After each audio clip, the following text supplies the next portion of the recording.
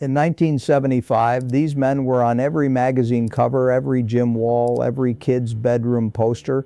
Today, most people under 30 couldn't name a single one of them.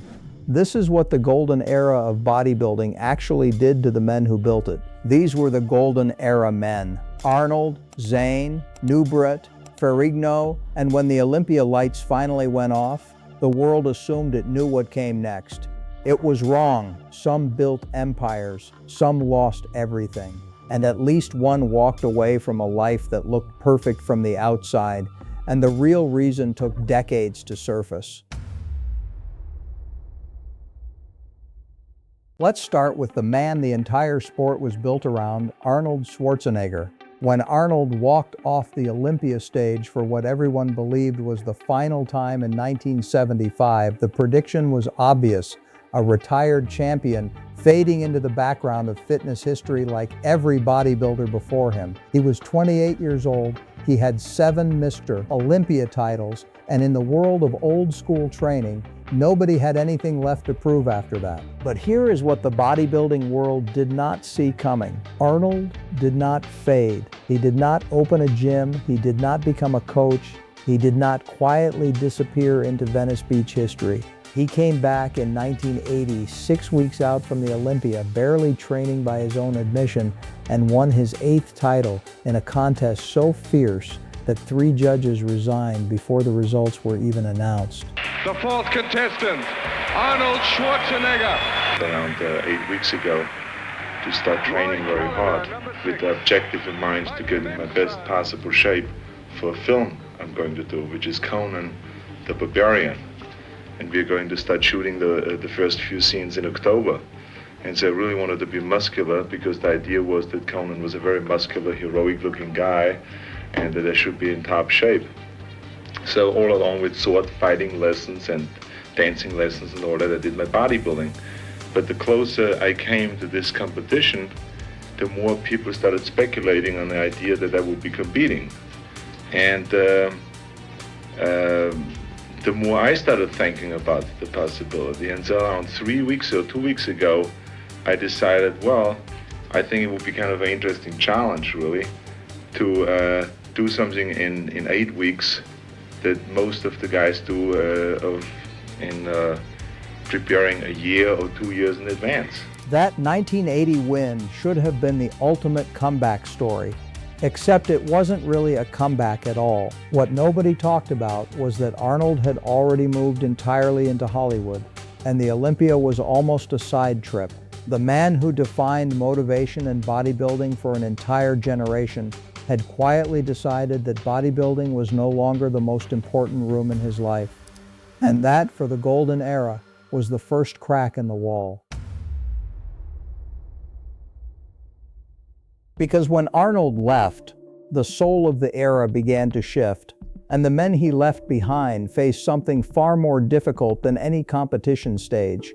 Zane won 3 consecutive Mr. Olympia titles from 1977 to 1979, and in every IFBB poll of the era, he was described as the most aesthetically perfect physique in the history of classic bodybuilding. The prediction when Zane retired in the early 1980s was that a man with that level of artistry and discipline would land comfortably, endorsements, seminars, a legacy brand. What actually happened was almost the opposite. Zane stepped away not because the sport was finished with him, but because he felt he was finished with the sport. He moved to a quiet life in San Diego, began writing, began teaching, began building something that had nothing to do with trophies or stage lighting. He created the Zane Experience, a personal training retreat so small and so selective that it operated for years under the radar of the mainstream fitness world. And I retired after that because I was concerned that if I keep doing this, I'm just going to get so injured I won't be able to do anything. Because I already had shoulder injury, and after that I had shoulder surgery. So that was my career up to age 41, from 1960 to 23 years competing. I figured that's enough. That would have been a clean, peaceful ending except for one thing. While Zane was building his quiet life, the sport he helped define was transforming into something he barely recognized. And the men coming up behind him were training harder, eating more, and pushing further than any golden era athlete had ever dared. which meant the aesthetic standard Zane represented was being quietly erased from the record books. His legacy was intact, but the sport had moved on without asking his permission. Before we continue, something for every man over 40 watching right now. If you are tired of your body falling behind your drive, there is a completely free training program built for men over 40 who refuse to slow down, built around exactly what you are learning here. The link is in the description, or scan the QR code on the screen right now. It's completely free to our subscribers, so go and get it now. Here is what nobody warned the golden era men about, and this is the part of the story that most bodybuilding channels never touch. The transition out of the spotlight did not just cost them their titles or their relevance. For several of these legends, it cost them their sense of identity entirely, and the ones who survived that transition did it in ways nobody predicted. Lou Ferrigno is the clearest example. Lou came within a single placement of beating Arnold at the 1975 Olympia at 23 years old, 275 pounds, with a physique so enormous that Joe Weider himself said it threatened to redefine what motivation even meant in old school training. The obvious prediction: Lou would dominate the Olympia for the next decade, collect titles, become the face of bodybuilding post-Arnold. Instead, Lou Ferrigno became the Incredible Hulk. Not metaphorically, literally. He walked off the competition stage, walked onto a television set, and became one of the most recognized faces in entertainment history, a role that had nothing to do with IFBB placings or Olympia politics, and everything to do with the one thing bodybuilding had given him that no title could measure: pure, undeniable physical presence. And yet even that was not the end of his competition story. Lou attempted a return to bodybuilding competition in 1992 and 1994 at 40 and 42 years old, placing in the top 5 at the Mr. Olympia both times. Most people who know the Hulk have no idea the man was still competing at an elite level 2 decades after his golden era peak.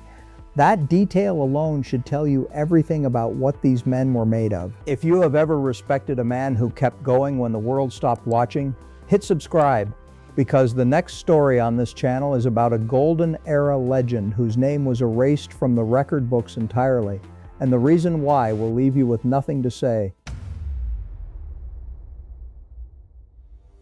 Serge Nubret, the Black Panther. Perhaps the single most physically extraordinary man the golden era ever produced, and the one whose post-competition life became the most quietly dramatic of all of them. Nubret placed second at the 1975 Olympia behind Arnold, and the bodybuilding world expected him to either challenge for the title again or retire gracefully into French-speaking Europe and disappear. He did neither. Nubret spent the next 3 decades building a parallel bodybuilding universe, the World Amateur Bodybuilding Association, his own federation, his own competitive structure, entirely independent of the IFBB. He trained every single day until he was well into his 70s. He never stopped competing, never stopped coaching, never stopped showing up to the iron. When he passed in 2011, the men training under him in Paris said he still looked like he could step on a classic bodybuilding stage and terrify competitors half his age. Your physique lies to your mind.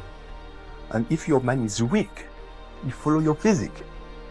You say, okay, I've been here for 2 hours, I have to go home, okay?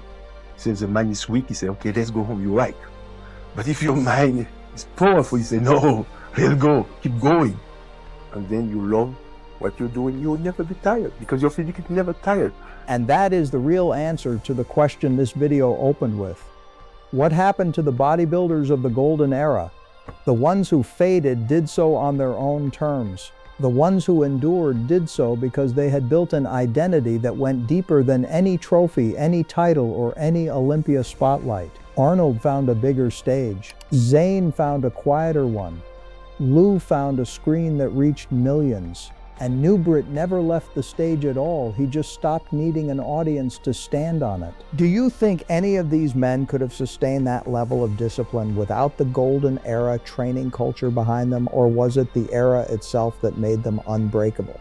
Tell me in the comments. Every time you feel like the work you are doing goes unnoticed, Remember, Serge Nubret trained alone at 6 in the morning for 50 years. The iron does not need to applaud you. Show up anyway. The next story on Iron Beast Warrior is one that the bodybuilding world buried for 30 years, and once you hear it, you will understand why. Subscribe so you do not miss it. And with that being said, I will see you in the next one.